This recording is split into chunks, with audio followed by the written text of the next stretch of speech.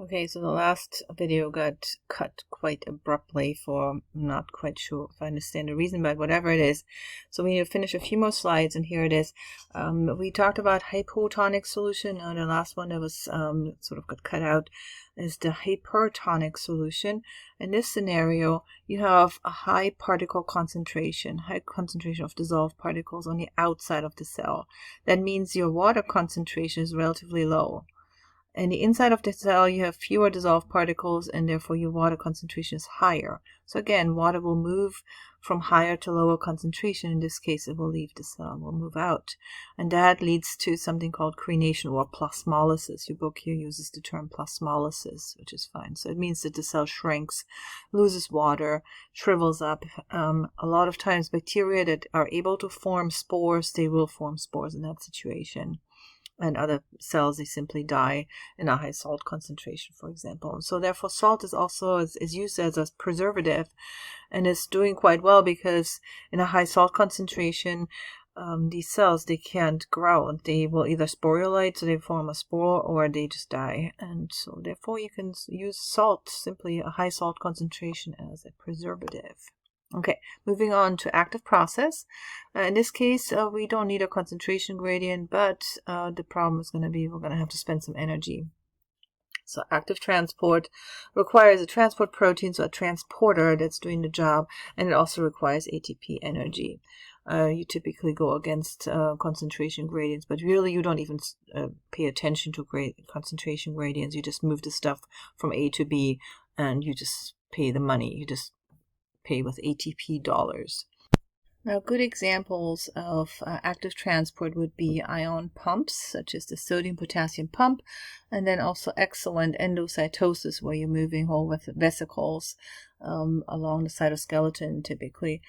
So I want to just stop it right here with the active transport processes and take a look at some other things that are present in the inside of cells.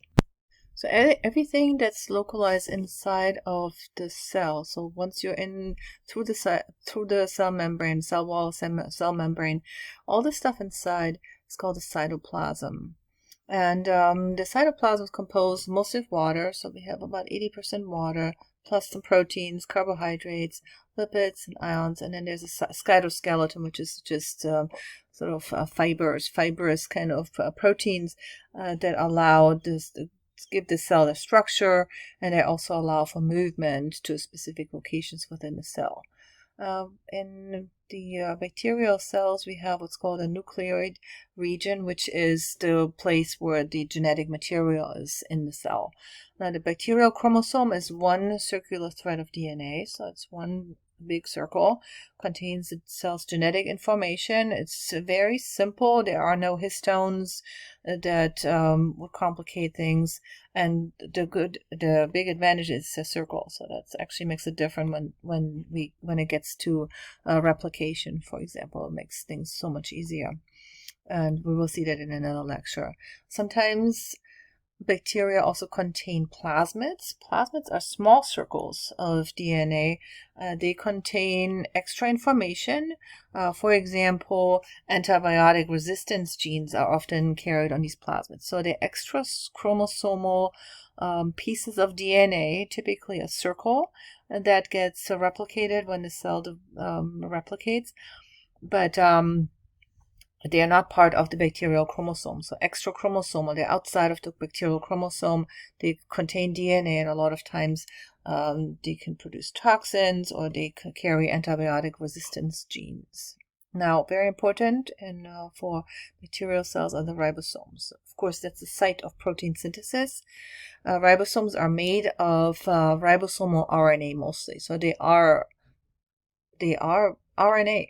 And their ribosomes, they have a large and a small subunit.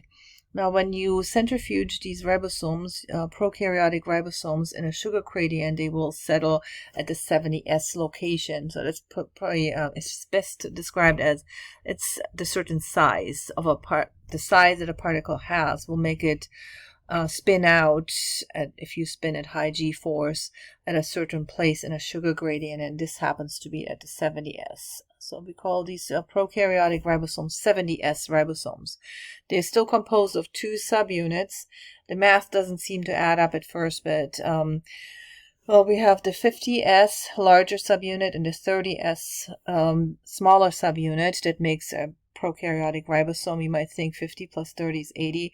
How come we call them 70S ribosome? But it so happens when you put the 2 subunits together, they sort of compact, and then they appear to be lighter once they are together, once they're put together. Anyway, here's a nice big picture of the prokaryotic ribosome, and I would like you to know this.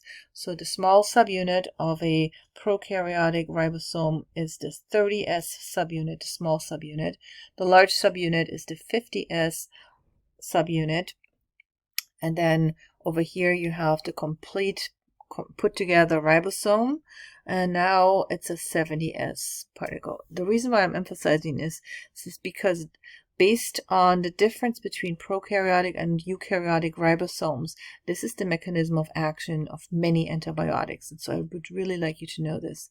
So the prokaryotic ribosome, again, is composed of a small 30S subunit, a large 50S subunit together. It makes the 70S ribosome complete unit.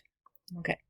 And now to finish this up, we have some inclusion bodies that are found in some bacteria, not in all of them. And here are some examples listed of what some inclusion bodies might be like. So here we have some metachromatic granules. Those are typically phosphate reserves. Polysaccharide granules for energy reserves. Lipid inclusions also for energy reserves, so little lipid droplets. Sulfur granules also sometimes for energy in some bacteria. Carboxysomes, such as those that contain rubisco, ribulose bisphosphate carboxylase, if you remember that from maybe a general biology class and you were looking at plants. That's an important enzyme for photosynthesis. Oh, that would be in carboxysomes. Gas vacuoles, some bacteria have those so that they may remain buoyant, they float up.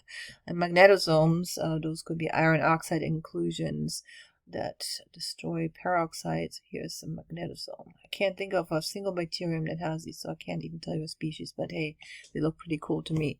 So this would be magnetosomes. So but this is pretty cool right here. So you have these magnetosomes in there, so these iron oxide inclusion bodies. Okay, and now really we're coming to the end of this lecture. The endospores, those are survival particles. So that's basically times are bad, no food, maybe conditions are bad, it's too hot, it's too dry, it's too whatever, too salty, or some conditions are not good for bacterial growth. And that means that the cells that can do it, they will pack up their DNA, the most important information that they contain, and then they go into some sort of a hibernation mode, and those are called endospores.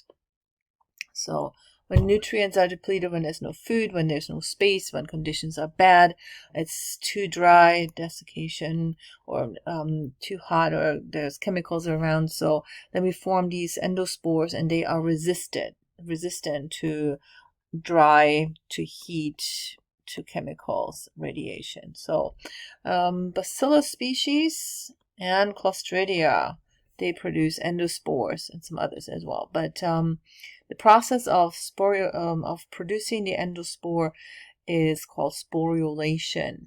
And when conditions are good, and there is food, and there is water, and the conditions are right for growth, and there's space, then the cell will do germination.